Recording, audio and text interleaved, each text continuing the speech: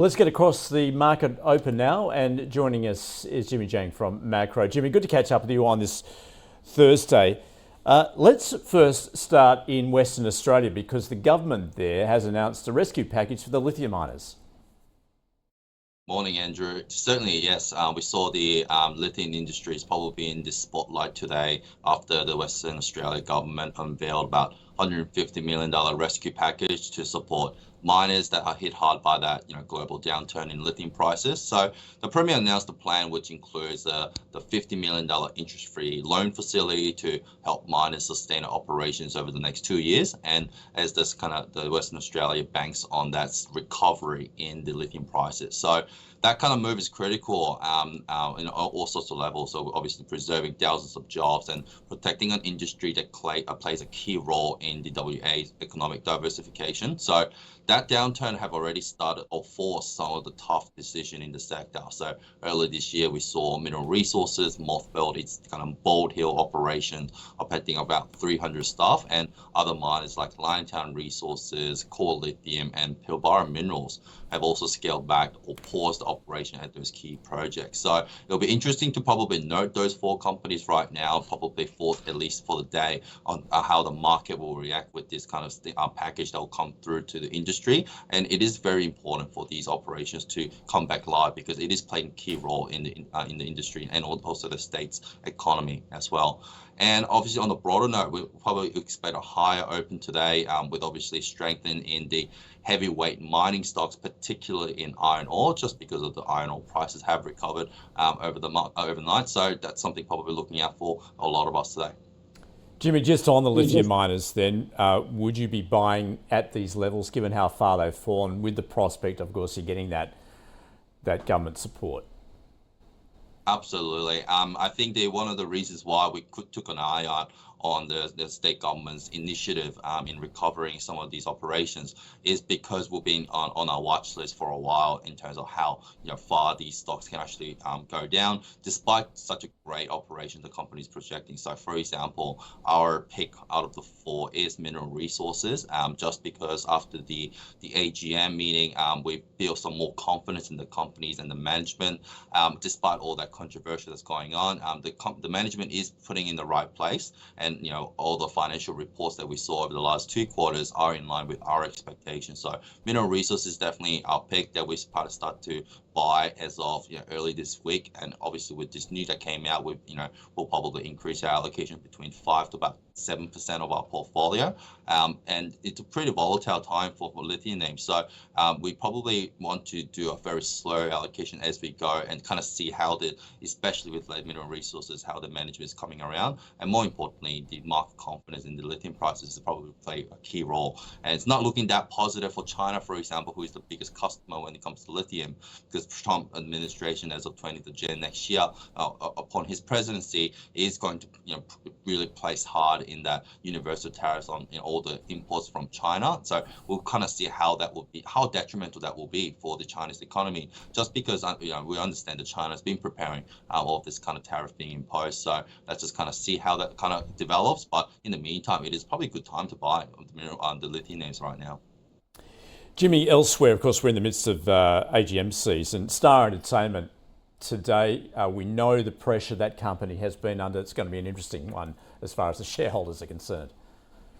Absolutely. I mean, look, it's not really helping the group in any way. So under a significant pressure as its lenders grow increasingly impatient with the company's turnaround efforts.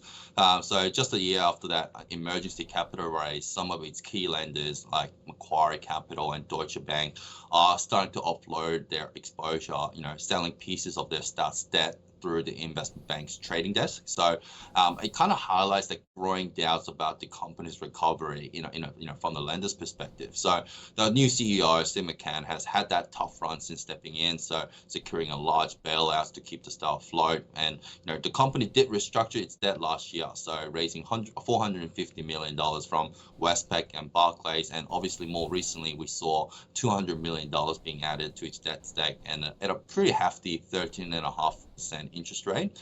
But despite these efforts, share price has been falling nearly about 58% over the past year. And there's a big challenges, many more challenges coming ahead for the group. So, by Christmas, Star needs to raise around $150 million in equity or convertible notes.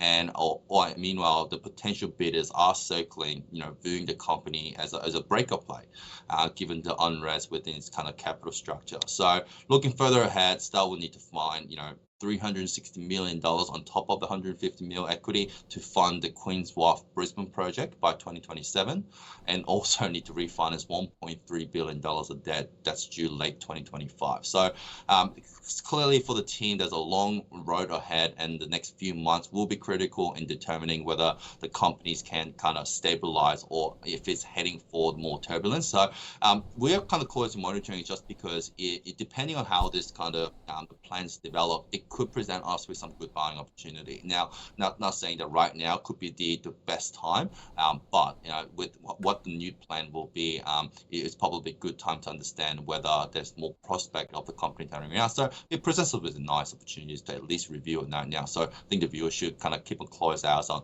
how the annual general meeting comes out today, and also how the company's outlook looks like in the years coming ahead. And Jimmy, a couple of other stocks I see on your watch list at the moment. Mill & Shakespeare in the novated leasing space. Why are you focused on this one? So McMillan kind of faced pressure over the past few months, partly driven by stock downgrade from one of the key brokers. But the share price has stabilized around the $14 mark, showing the signs of recovery with high lows, and it is suggesting a potential reversal on the horizon. So that's more on the technical side. But we've always liked McMillan Shakespeare. We've held McMillan Shakespeare for a while now, and they do have to provide a diverse range of, as you mentioned, Andrew, financial and operation services, including the cellular packaging, innovative leasing. They also have asset management, but more importantly, they have a lot of NDIS plans and support services as well. So some of the key things we need to look at was that financial year 24 earnings that was reported back in 27th of August, largely in line with expectation. Organic growth across all segments. The earnings per share grew 19.4%, and the margins expanded 11.4% over the same period as well. So the outlook is also looking pretty promising. Continued the recovery in that auto supply and growing EV model availability for the novated leasing, and we've seen the continuous kind of cost of living pressures and the potential regulatory shift in the NDIS as well. So despite all these kind of strong fundamentals, the share price fell about 15% following the financial 24 results. But it is encouragingly for us, there's 3 directors on the board that increased their holdings since that downturn. So that builds a huge confidence as investors, because if the management is buying back the shares at a discounted price, more confidence for the investors. So definitely a good time to probably allocate into McMillan Shakespeare. But for a lot of the income-focused viewers out there, it is a cracking 9.8% dividend yield, and it's 100% fully franked. So a really good income that also on top of that with the growth potential, we really like McMillan Shakespeare. All right, and very quickly, almost out of time, Challenger, the investment management firm. What are you seeing here?